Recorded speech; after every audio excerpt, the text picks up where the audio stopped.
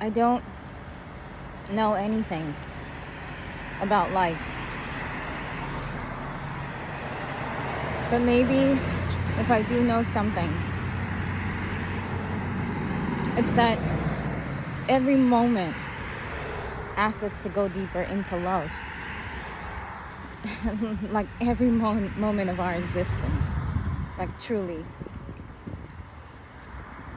And things happen on the external, right? In the physical world, in our physical reality, in our family, in our life, in our society, as a world, as a civilization, as a people, as a humanity. Things constantly happen so that we go deeper into our own being, which is one and the same with love. Things happen in our personal life, and things happen on a global scale that affect us personally, all so that we can go deeper into love. And you realize how many times in life you change your mind. How many times you turn away from love not knowing that you're actually turning away. And even that sometimes is our truth. Is our highest truth in that moment. But then the extraordinary miracle about life is that your highest truth in the next moment will be even deeper and will call you back to going deeper into that same situation, into revisiting that same situation, into then changing your mind about that same situation. And then you go deeper into love. And so everything, literally everything that is happening is just a beckoning to go deeper into love. And really that's what the human experience is for. And once you have the experience of what we are in this body, you know that what we are is unconditional love, absolute love, utter and absolute oneness. We are that. We are that one. And so we have the experience of the divine in this human form. And if anything, the rest of our life just becomes an embracing more and more of our humanness. And that's really the irony of experiencing the divinity within. It's that really the divinity embraces and accepts the human wholeheartedly. And that truly is unconditional love. And so every moment that we are awake, every moment that we are alive, always asking, how can I go deeper into love? How can I go deeper into my own being? How can I go deeper into truth right now? And just having that earnest desire in your heart will ensure that you constantly deepen into a state of love. It will make sure of that. Because every moment then becomes of service to that. Whether you know it or not, your being now takes hold of you. And the deeper knowing in you takes hold of you and is always taking hold of you and always trying to tell you to look. It's always trying to make you see. Look at me. There's something here that you haven't seen. There's something here that you do not yet know. And that's the purpose of life. It's really to experience that. It's to experience the deepening into our own soul. And to the very thing that carved its capacity in us to feel, to be alive, to touch and be touched, to move and to be moved, to speak truth, to live freely, to dance and sing and utter words freely, to love freely, to be the absolute freedom that we are. And so life is just a return to this, because this is where we came from. And so every moment is just this. Every moment is just a deepening into our fundamental truth. And we know there is no end to that.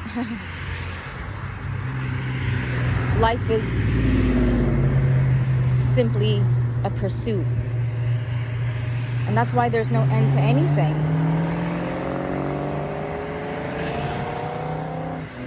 Because there truly, can we even say there was a beginning?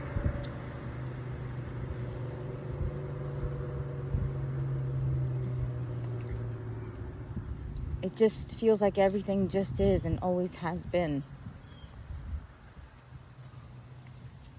And even if there was a beginning, or a moment in time where I consciously embarked on the journey of truth, what I can say is that there is no ending, and I'll never reach the destination.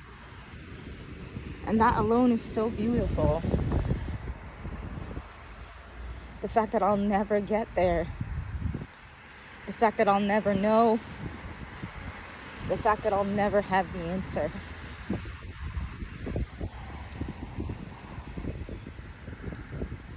That composes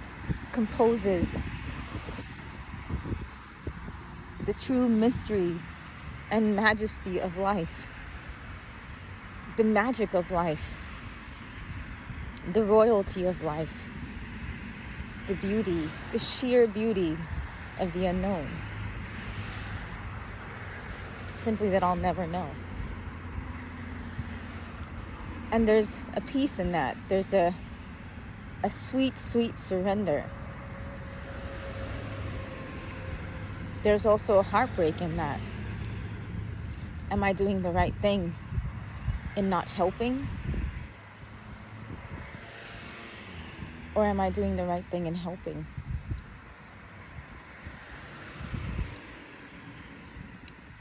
Am I going where I'm supposed to be going?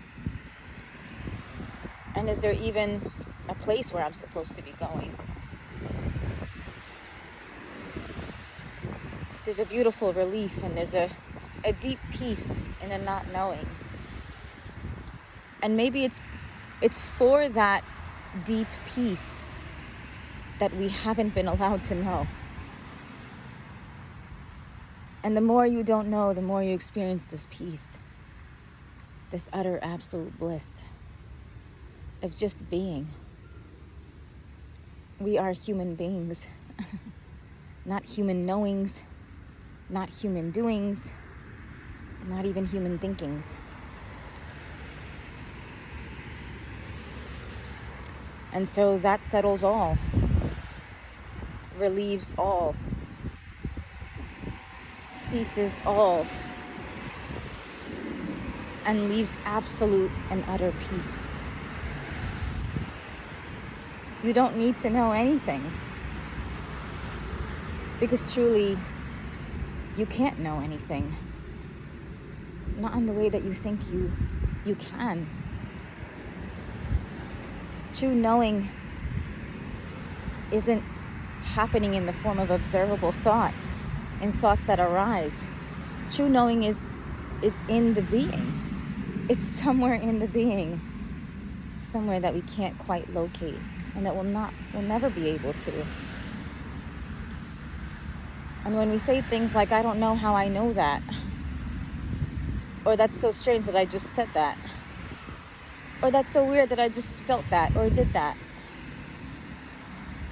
that's part of the unknown. We are the unknown. And the more we are gifted the opportunity to surrender to that, and the more our heart is earnest in surrendering to that, without words, without thoughts. There's just an earnestness of the heart. Every moment it deepens on its own. And I'm just here on this ride. I don't know what's happening. I say no to one thing in one moment, and the next I become drowned.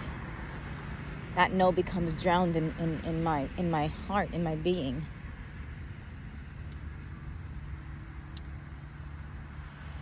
And so all I know is that I don't know anything.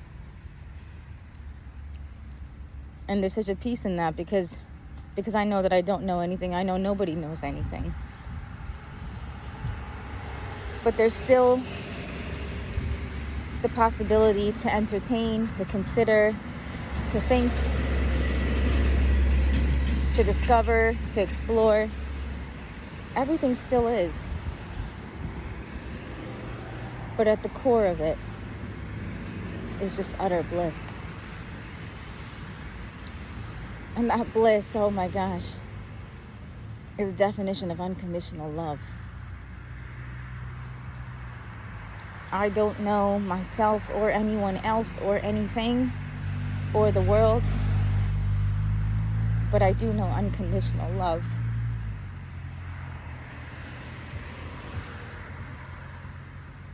It's what I've been my whole life.